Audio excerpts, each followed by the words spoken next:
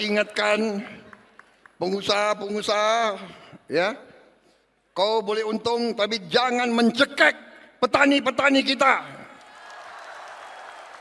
Daripada kau cekek, lebih baik saya cekek kau.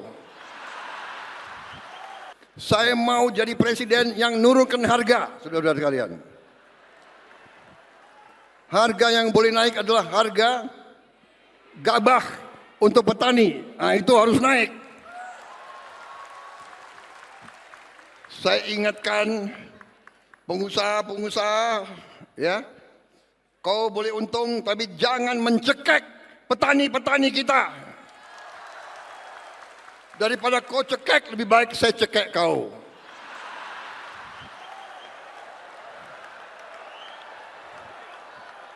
Boleh untung yang wajar.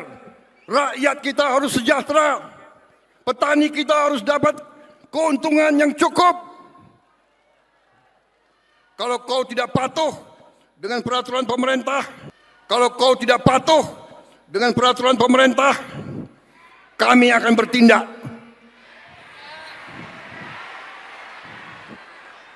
Dan dasar hukum saya kuat.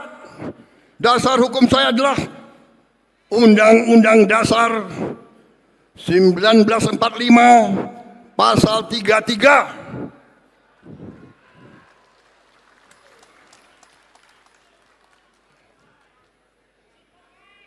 Hajat hidup orang banyak dikuasai oleh negara.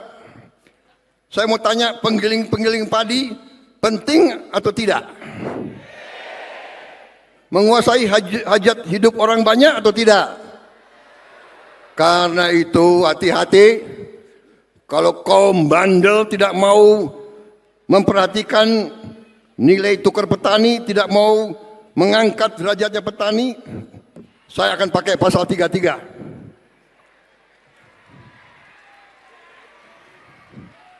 Saya atas nama rakyat Indonesia, saya akan kuasai penggilingan padi yang bandel-bandel itu. Tapi saya dengar mereka sudah mau ikut. Ada Menteri Pertanian di sini. Mereka sudah mau ikut kita. Mereka masih mau di Republik ini.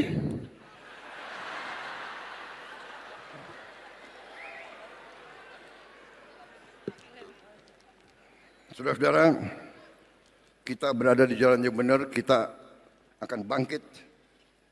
Dan kita ternyata negara yang kaya. Negara yang kaya. Terima kasih menteri-menteri saya, kerjasama. Kita telah menghemat uang cukup besar.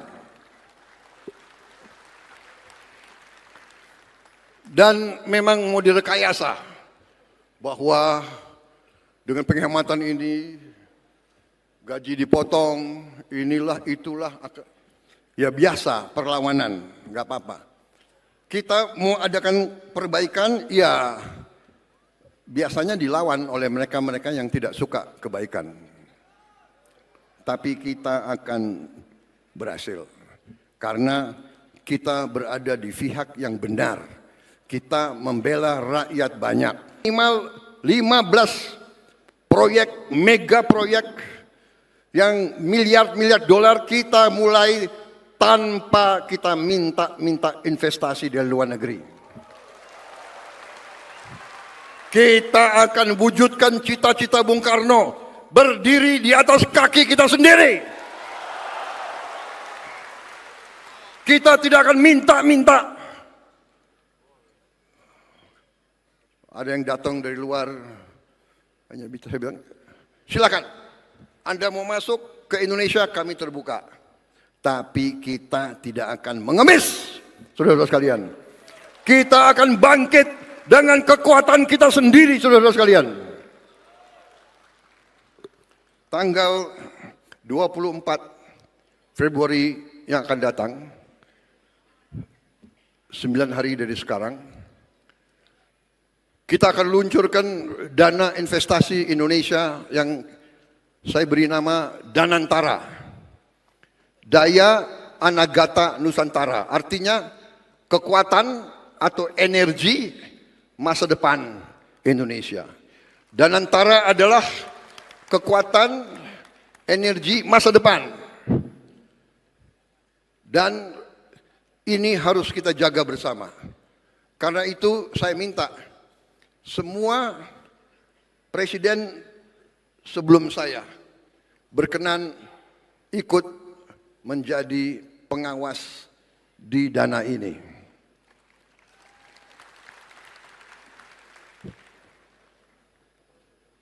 Saya juga berpikir kalau perlu pimpinan NU, pimpinan Muhammadiyah, pimpinan mungkin dari KWI dan sebagian yang lain ikut juga membantu mengawasi. Supaya ini adalah, lapor ke saya, Pak Erick Thohir. Ada Pak Erick Thohir?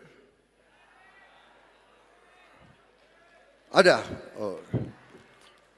Pak Erick Thohir itu jabatannya Menteri BUMN. Tapi selalu ditanya sepak bola. Beliau laporan ke saya, BUMN tahun ini dividennya 300 triliun. Tapi beliau mengatakan 100 triliun sebaiknya Pak dikembalikan ke BUMN untuk modal kerja selanjutnya. Saya setuju. Berarti kita punya 200 triliun. Dan ini akan tidak kita pakai, kita akan investasi. Saudara-saudara sekalian. Kemudian memang penghematan. Yang lagi rame, penghematan. Ya, penghematan. Penghematan yang kita lakukan, penghematan putaran pertama, Kementerian Keuangan disisir dihemat 300 T. Penghematan putaran kedua 308 triliun. Dividen dari BUMN 300 T. 100 dikembalikan. Jadi totalnya kita punya 750 T. 24 terpaksa saya pakai. Untuk apa? Untuk makan bergizi.